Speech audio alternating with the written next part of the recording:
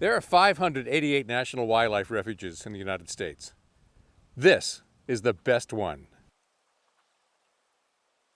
It's Edwin B. Forsythe National Wildlife Refuge. Just kidding, I haven't visited all 588 yet. But this one is 600 miles from my house, a 10-hour drive. Yet I visit it almost every year. It must be good. I bought the hat. Let me lay it out for you. This is why Edwin B. Forsythe National Wildlife Refuge is America's best national wildlife refuge. Number one, it's full of birds, always.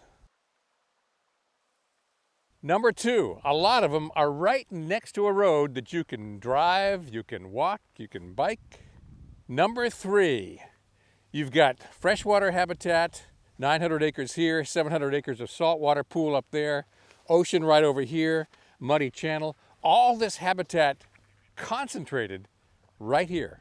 Number four, the road goes completely around the pool, so you get an angle on everything. Number five, it's got observation towers and decks that put you just the right distance from wildlife without disturbing them. And because people are required to stay on the road and not leave it, the ducks get pretty comfortable pretty quick. And there are lots and lots of ducks here, thousands and thousands of them. And not just ducks, there are wading birds, and there are shorebirds, and there's terns and gulls. And then later on in the season, birds come down even from the Arctic to join them in here. So that's it. Walk with me. Let's see what we can find.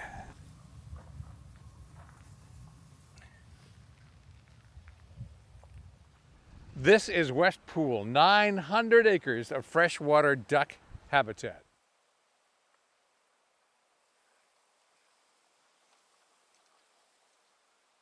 This is specifically managed for fresh water. In fact, you can see it flowing through in here. Notice that even though it's high tide over here, the water level just across the road is significantly lower, and there's mud flats, even at the highest astronomical tide. And the Dunlins still have mud at this water level. There's habitat for all kinds of ducks in here, and so shallow all the puddle ducks have come in close. I mean, like, close.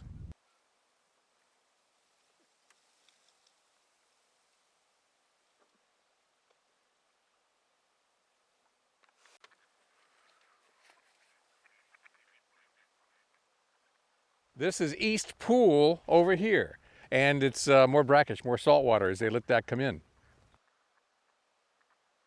And right here, this road cuts across a dike that separates the two pools. So over here, freshwater. Over there, saltwater. The reason this refuge is so good is you've got a mix of habitats just jammed in together.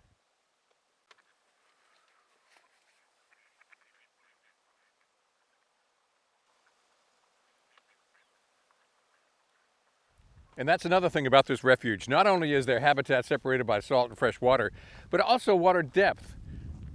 There are 31 hooded mergansers right over there.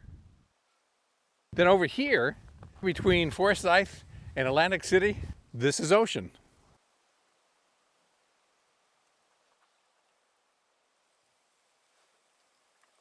I got 26 buffleheads right off the beach. How many did you get? You know, buffleheads breed on fresh water, but in winter, they kind of like it salty. Anytime you see a road this straight, it was probably a railroad bed at one time. And it was the Brigantine Railroad, built in 1890. It lasted 13 years before a storm came in here and just... All right, there's one problem. It's high tide. We walk right past one of the best features of the ocean side, where the mudflats change with every tide. It's heavily used by waterfowl, shorebirds, wading birds, and clapper rails. And I really want a clapper rail this trip. So let's circle around and hit the dropping tide.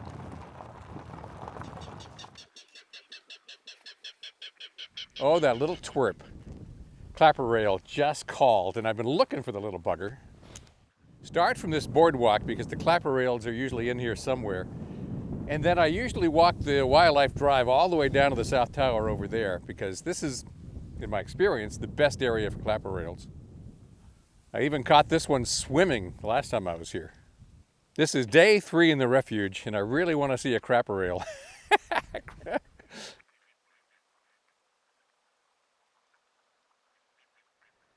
Today's problem is last night's delight.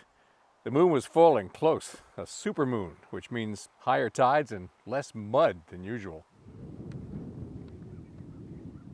When it drops enough, clapper rails might work the edges. He's close and he's calling, but he won't step out of the reeds. Clapper rails can be such jerks.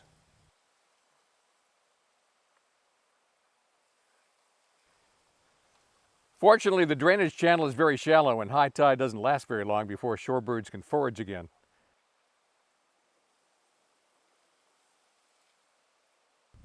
So far, the score is 4-0. I've heard 4 clapper rails, seen none. A mylar balloon. There's got to be a better way to celebrate birthdays than to release those into the wild. There are 2 observation towers in the refuge. One is right at the junction to the 2 main pools. Boy, you should see this view.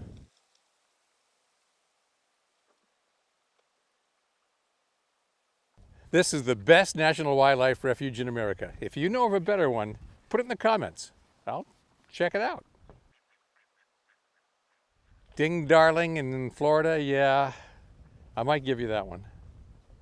I like Malheur out in Oregon.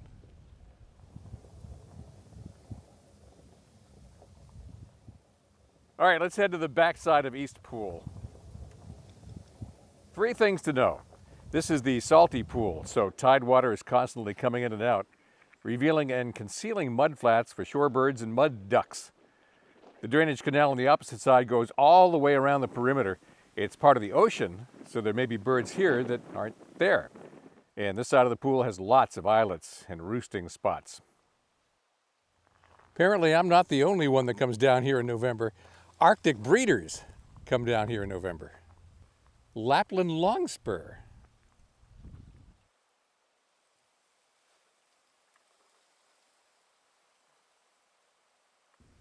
Well, that's something you're not going to see together very often. Common loon and brant.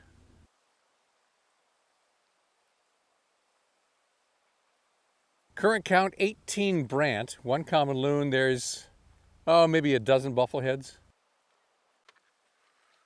See, this is the ocean side, salt water. They like that.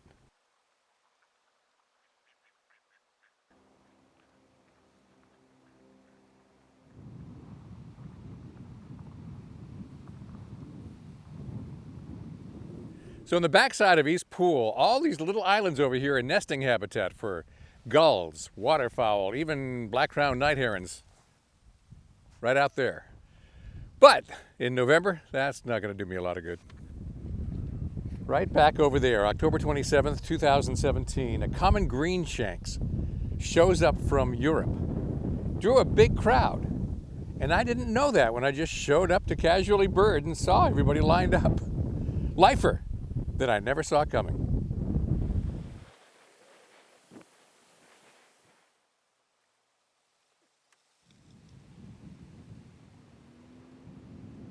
So dike here, ocean over there. How does the salt water get in there? Right there. It's actually ingenious. They can manipulate the speed of the water going in and out, nourishing this wetland.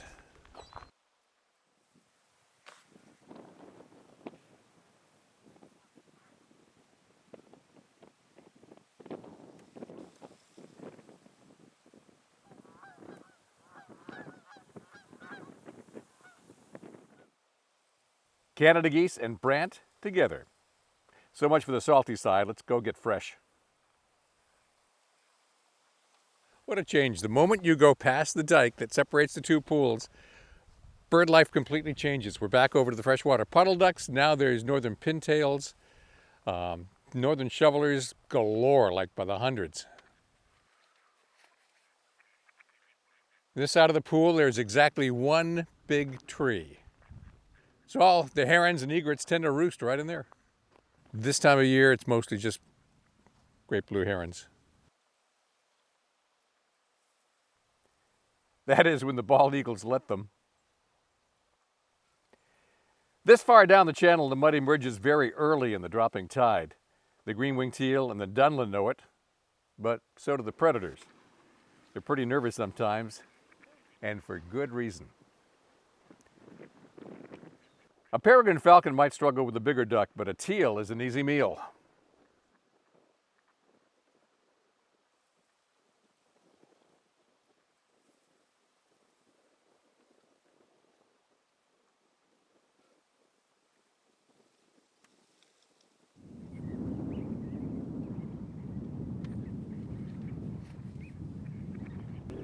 Snow buntings.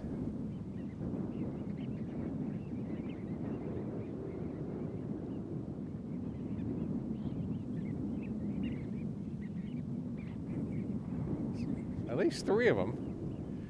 That's the funny thing. I usually come in mid-October. Waterfowl's pretty good by then. Dunlin are coming through. But mid-November is turning out to be, whoa!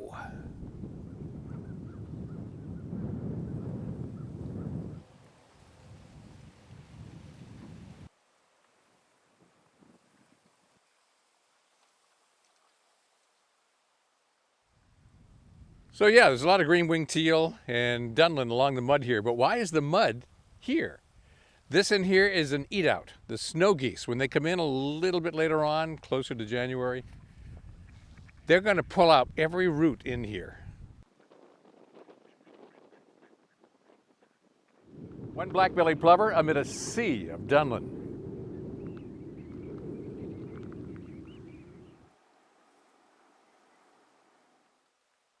West Pool is divided by another dike.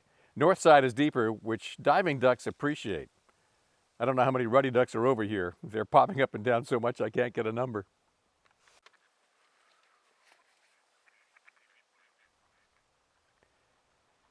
The next big stop is Gull Pond, which has its own observation tower. You can see it from here. But we're going to have to circle around through the upland woodlands with at least one more good stop to get there.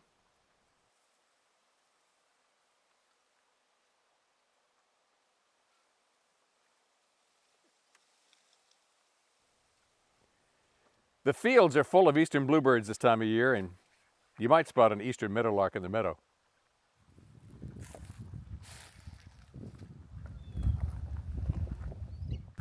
This platform here is the overlook.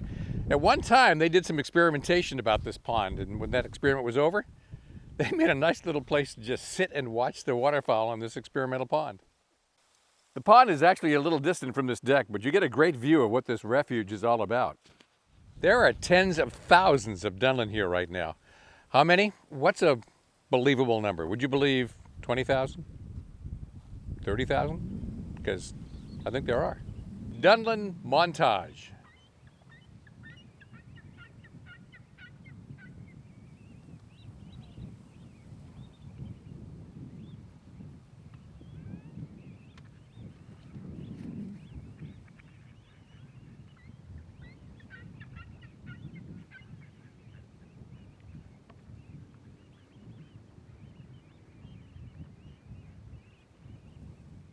And there are northern harriers everywhere. I wonder if they all get along, because the bald eagles don't.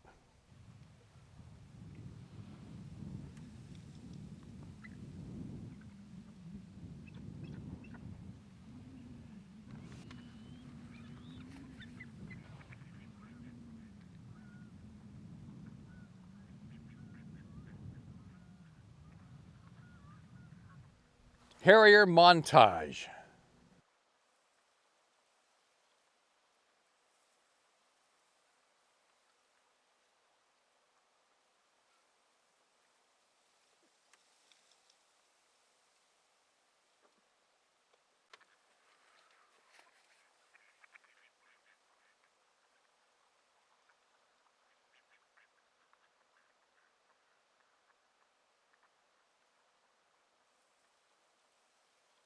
And you know what's killing me? Even though I'm here at this platform to look at the pond back there, the woods behind me is alive. It's the beginning of the Pine Barrens in New Jersey.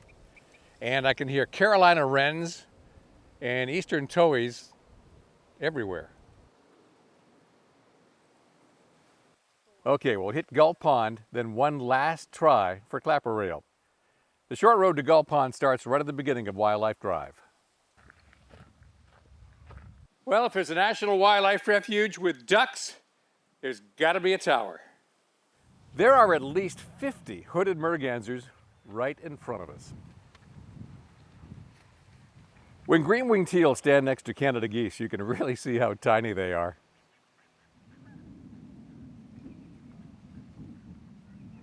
Before you get to the tower, there's a lot of close duck watching on the left.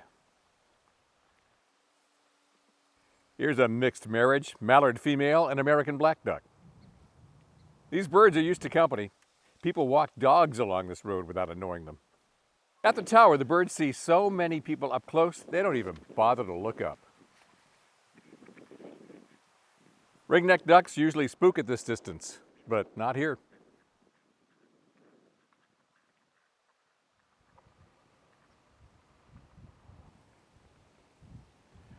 Okay, the tide has dropped again. It's ideal for clapper rail. One last try. Come on. I really want to see one, and they're not that hard in here. Come on, you little twerp.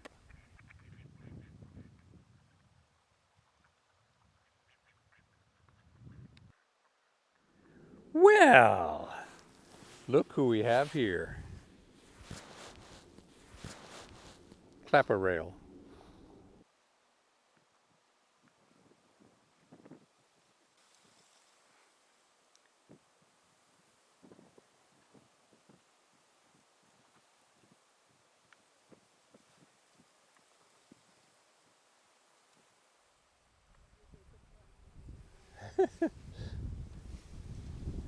I don't know what happened, but something put all these birds up, and they're just streaming for somewhere else. Now, usually for teal, peregrine falcon would do it. Some of these are bigger than that, so bald eagles would do it.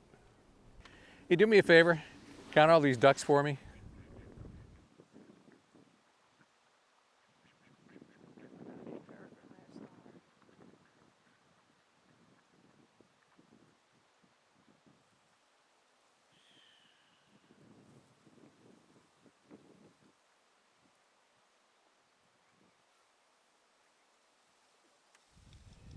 Edwin B. Forsythe National Wildlife Refuge.